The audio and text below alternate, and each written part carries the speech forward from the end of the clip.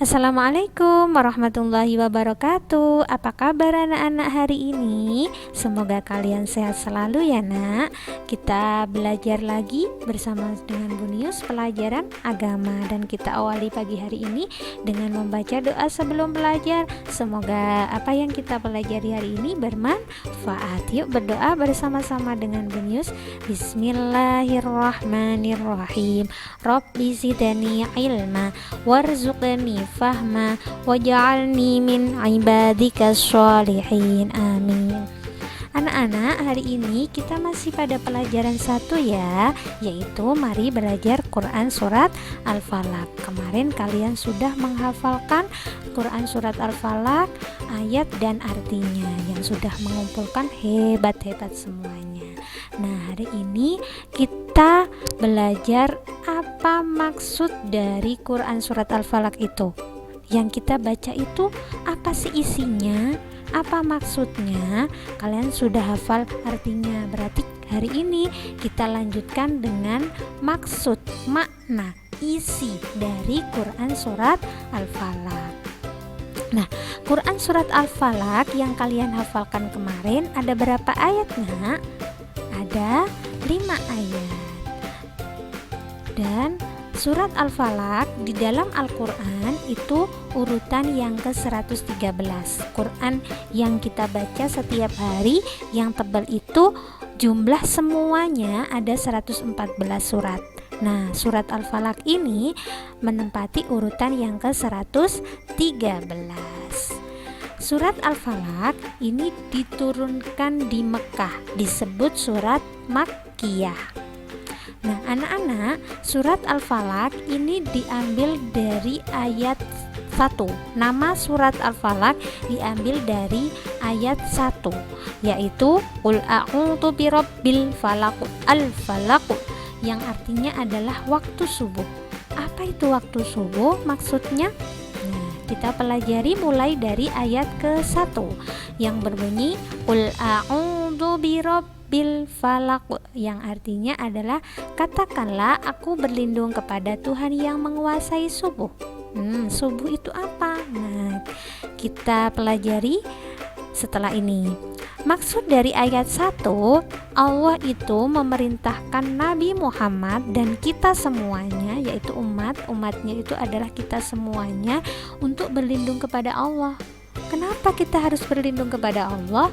Agar kita dijauhkan dari berbagai macam kejahatan. Kejahatan apa? Nah, setelah ini ayat selanjutnya menerangkan tentang kejahatan-kejahatan makhluk dari Allah. Nah, waktu subuh ini maksudnya apa? Menguasai subuh itu adalah Allah. Tuhan yang menguasai subuh ini adalah Allah. Maksudnya subuh itu adalah pergantian antara malam ke siang, antara petang ke terang. Siapa yang bisa menggantikan itu?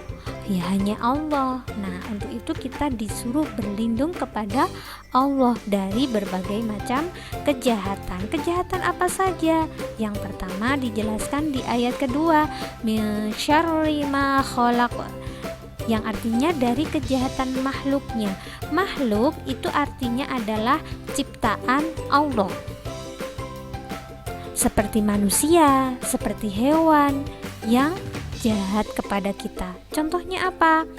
Seperti hewan ular bisa menggigit kita. Nah, dari gigitannya itu ada racunnya.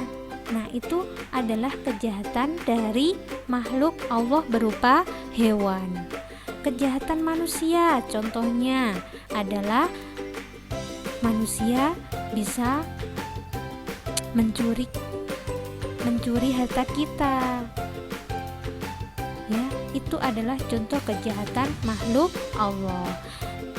Selain itu dijelaskan pada ayat ketiga, yaitu wa min syarri ghasikin idza waqab, yang artinya dan dari kejahatan malam apabila gelap gulita. Contohnya apa? Kejahatan pada malam gelap gulita itu ya pada saat kejahatan pada saat malam hari. Contohnya, kita di rumah sendiri, tiba-tiba mau ke kamar mandi, kita takut. Malam-malam kita sendiri mau ke kamar mandi, takut ada sesuatu hantu atau apa. Nah, itu adalah kejahatan malam apabila gelap gulita, padahal itu muncul dari diri kita sendiri. Contohnya, aduh nanti ada hantu. Nah, seperti ini. Nah, itu adalah kejahatan malam apabila gelap gulita pada saat malam hari. Selanjutnya di ayat yang keempat ada wa min syarrin naffasati fil uqad, yang artinya dan dari kejahatan wanita-wanita tukang sihir yang menghabus pada bulbul, yang artinya, yang maksudnya adalah kejahatan tukang sihir. Tukang sihir itu biasanya adalah mereka yang suka menyantet orang, suka guna-guna, suka bermantra, mengucapkan mantra-mantra. Itu adalah tukang sihir. Nah, mereka tukang sihir itu dia meminta bantuan jin untuk jahat kepada manusia, untuk diguna-guna, untuk disantet, ya. Mereka berbuat jahat dan meminta bantuan jin.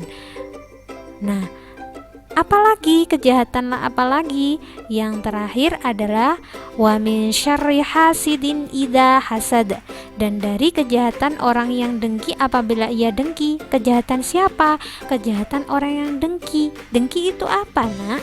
Dengki itu adalah orang yang iri melihat orang lain bahagia. Dan orang dengki itu adalah orang dengki itu berusaha orang lain tidak bahagia. Jadi mereka iri. Misalnya kalian berprestasi, teman kalian iri dan dia berusaha menyakiti kalian yang berprestasi itu. Nah, itu namanya orang dengki, berusaha menjadikan orang lain itu tidak bahagia padahal aslinya bahagia. Berhubung dia iri, dia menghasut kalian, menjadikan kalian dibenci orang lain. Nah, itu berbagai macam kejahatan. Jadi ada yang ayat nomor 2 kejahatan makhluknya, yang kedua adalah kejahatan malam apabila gelap gulita, yang ketiga adalah kejahatan wanita tukang sihir, dan yang keempat adalah kejahatan orang yang dengki. Nah, untuk itu kita disuruh membaca Quran surat Al-Falaq. Agar apa? Agar Allah menjauhkan kita dari berbagai macam kejahatan dari makhluk-makhluk Allah. Ya, ada manusia, hewan, terus makhluk-makhluk yang tidak terlihat. Nah, itu juga makhluk-makhluk Allah. Nah, anak-anak, Nabi Muhammad juga membacanya. Nah, hanya Allah tempat kita berlindung, tidak ada Tuhan selain Allah. Yang bisa menyelamatkan kita hanya Allah. Untuk itu kita harus membaca surat Al-Falaq seperti Nabi Muhammad juga membacanya.